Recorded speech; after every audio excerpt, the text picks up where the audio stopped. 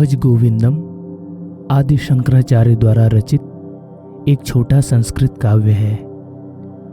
इसमें आदि शंकराचार्य ने मूर्ख मन को चेतावनी देते हुए कहा है कि हे मूर्ख, भोग विलास और माया से भरा हुआ यह संसार क्षणभंगुर है। तू इस माया जाल में मत फंस। इस भव सागर से पार पाने का एक ही रास्ता है और वह है गोविंद का भजन। इसलिए तुम अपना मन गोविंद के भजन में लगाओ। इस काव्य की रचना के बारे में यह कहा जाता है कि एक दिन आदि शंकराचार्य काशी की एक गली में अपने शिष्यों के साथ जा रहे थे। उन्होंने देखा कि एक वृद्ध व्यक्ति संस्कृत के व्याकरण सूत्रों को याद करने की कोशिश कर रहा था। यह देखकर उन्हें बहुत दुख हुआ और वे उस वृद्ध के पास जाकर बोले कि मृत्यु जब दरवाजे पर खड़ी होती है तब ये व्याकरण सूत्र काम नहीं आते हैं। तुम अपनी आत्मा और बुद्धि गोविंद के भजन में लगाओ। उनका यही उपदेश भज गोविंदम के नाम से विख्यात हुआ। आज के इस एपिसोड में भज गोविंदम के हिंदी अनुवाद को प्रस्तुत कर रहा हूं। इसको सुनने से मन आध्यात्मिक विकास के लिए जागृत होता है। मुझे उम्मीद है कि इससे आपकी आध्यात्मिक यात्रा में मदद मिलेगी। तो चलिए शुरू करते हैं। हे मूर्ख, तू सदा गोविंद का भजन कर। जब मृत्यु तुम्हारे निकट होगी तब ये व्याकरण नियम तेरी रक्षा नहीं करेंगे। धन प्राप्ति की लालसा का त्याग कर अपने चित्त को वासना रहित बनाकर सुविचारों में मन लगा। अपने कर्मों के अनुसार तुम्हें जो कुछ प्राप्त होता है उसी से तृप्त होना सीख। स्त्री शरीर पर मोहित होकर उसमें अति आसक्त मत हो जाओ। यह हमेशा स्मरण रखो कि वह मांस और हड्डी के अतिरिक्त कुछ भी नहीं है। जीवन कमल पत्र पर पड़ी हुई पानी की बूंदों के समान अनिश्चित एवं क्षणभंगुर है। यह सारा संसार बीमारियों, छल कपट और दुखों से भरा हुआ है। इस बात को अच्छी तरह जान लो। जब तक तुम धनोपार्जन में समर्थ हो तब तक परिवार में सभी तुम्हारे प्रति स्नेह प्रदर्शित करेंगे, परंतु जब तुम्हारी देह अशक्त हो जाएगी तब सामान्य बातचीत में भी तुम्हें नहीं पूछा जाएगा। जब तक तुम्हारे शरीर में सांस है तब तक ही तुम्हारी कुशलता के बारे में सब पूछेंगे, पर जैसे ही शरीर के अंदर से सांस बाहर हो जाएगी तब उस शव को देखकर तुम्हारी पत्नी भी तुमसे भयभीत होगी। बाल्यकाल में खेलकूद में आसक्त होते हैं, युवा काल में युवतियों में आसक्त होते हैं, वृद्धावस्था में चिंताओं से आसक्त होते हैं, परंतु परमात्मा में कोई आसक्त नहीं होता है। कौन तुम्हारी पत्नी है और कौन तुम्हारा पुत्र है? वास्तव में यह संसार बहुत विचित्र है। हे बंधु, पहले इस पर तो विचार कर लो कि तुम कौन हो और कहां से आए हो। सत्संग से वैराग्य, वैराग्य से विवेक, विवेक से स्थिर तत्व ज्ञान और तत्व ज्ञान से मोक्ष की प्राप्ति होती है। आयु बीत जाने के बाद काम भाव नहीं रहता।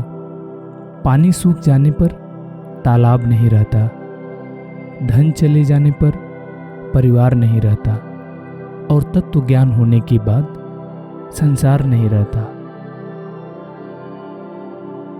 अपने धन, परिवार और यौवन को देखकर घमंड मत करो, क्योंकि पल भर में इन सब का नाश हो जाता है। इस संसार को माया से घिरा हुआ जानकर तुम ब्रह्म पद में प्रवेश करो। दिन और रात्रि, प्रातः और संध्या, शिशिर और वसंत का आना जाना चलता रहता है। काल की इस क्रीड़ा के साथ जीवन नष्ट हो जाता है, फिर भी मनुष्य की कामनाओं का अंत नहीं होता। अरे मूर्ख, तुम्हें पत्नी, धन आदि की इतनी चिंता क्यों रहती है? क्या ईश्वर उनका नियंता नहीं है? इसलिए उनकी चिंता छोड़ सत्संग में ध्यान लगाओ, क्योंकि तीनों लोकों में केवल सत्संग ही इस भवसागर से पार लगाने वाली एकमात्र नौका है। किसी के बाल उलझकर जटाएं बन गई हैं, तो किसी का सिर केश रहित है, किसी के सिर पर कहीं कहीं ही केश दिखते हैं, किसी ने गेरुए वस्त्र पहने हैं।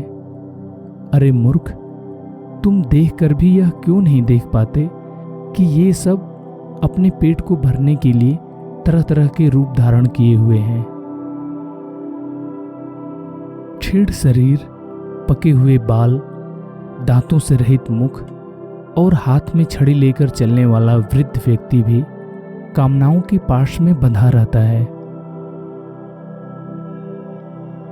सूर्यास्त के बाद रात्रि में आग जलाकर और घुटनों में सिर छिपाकर सर्दी से बचने वाला, हाथ में भिक्षा का भोजन खाने वाला, पेड़ के नीचे रहने वाला भी अपनी कामनाओं के बंधन को छोड़ नहीं पाता है।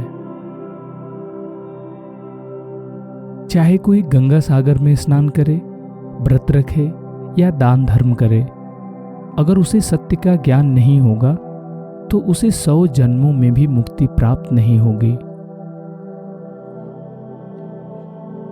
मंदिर या पेड़ के नीचे निवास, पृथ्वी जैसी शैया, अकेले ही रहने वाले, सभी संग्रहों और सुखों का त्याग करने वाले वैराग्य से किसको आनंद की प्राप्ति नहीं होगी। चाहे कोई योगी हो या भोगी, चाहे सदा लोगों से घिरा हुआ हो या एकांत प्रेमी हो, जिसका मन ब्रह्म में लगा है वही आनंद करता है। जिसने भगवत गीता का थोड़ा सा भी अध्ययन किया है, भक्ति रूपी गंगा जल को कण भर भी पिया है, भगवान कृष्ण की एक बार भी समुचित प्रकार से पूजा की है, उसे कभी भी यमराज से चर्चा की जरूरत नहीं पड़ेगी, अर्थात उसे मृत्यु भय नहीं होगा। बार बार जन्म, बार बार मृत्यु, बार बार मां के गर्भ में शयन, इस संसार में यह चक्र बार बार चलता रहता है। हे कृष्ण, इस जटिल चक्र से मुझे बचा लीजिए। फटे कपड़े पहनने वाले, पाप और पूड़ी से रहित पथ पर चलने वाले, योग में अपने चित्त को लगाने वाले योगी बालक के समान आनंद में रहते हैं। मैं कौन हूं? कहां से आया हूं? मेरी माता कौन है? मेरे पिता कौन है? इस सार पर विचार करो। संसार को स्वप्न समझकर उसका त्याग कर दो। तुझ में, मुझ में और सभी में एक ही विष्णु का वास है। इस बात को न समझते हुए तुम व्यर्थ ही क्रोध करते हो। यदि तुम शाश्वत विष्णु पद को प्राप्त करना चाहते हो तो सर्वत्र समान चित्त वाले हो जाओ। शत्रुओं से, मित्रों से, संतान से या संबंधियों से अलगाव या संधि के लिए व्यर्थ के प्रयत्न मत करो। अज्ञान जनित भेद बुद्धि को त्याग कर सब में और सर्वत्र अपने आप को देखो। काम, क्रोध, लोभ, मोह को छोड़कर आत्मभाव में स्थित हो जाओ। आत्मज्ञान से रहित व्यक्ति बार बार इस संसार रूपी नरक में पड़ते हैं। भगवान विष्णु के सहस्त्र नामों को गाते हुए उनके सुंदर रूप का अनवरत ध्यान करो। सज्जनों के संग में अपने मन को लगाओ और गरीबों की अपने धन से सेवा करो। इंद्रिय सुखों में लिप्त होकर शरीर रोगग्रस्त हो जाता है।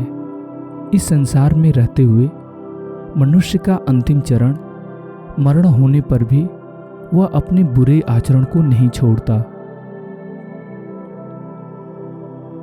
इस सत्य को सदैव याद रखो कि धन ही सब दुखों का मूल है। यह तुम्हें कोई सुख नहीं दे सकता।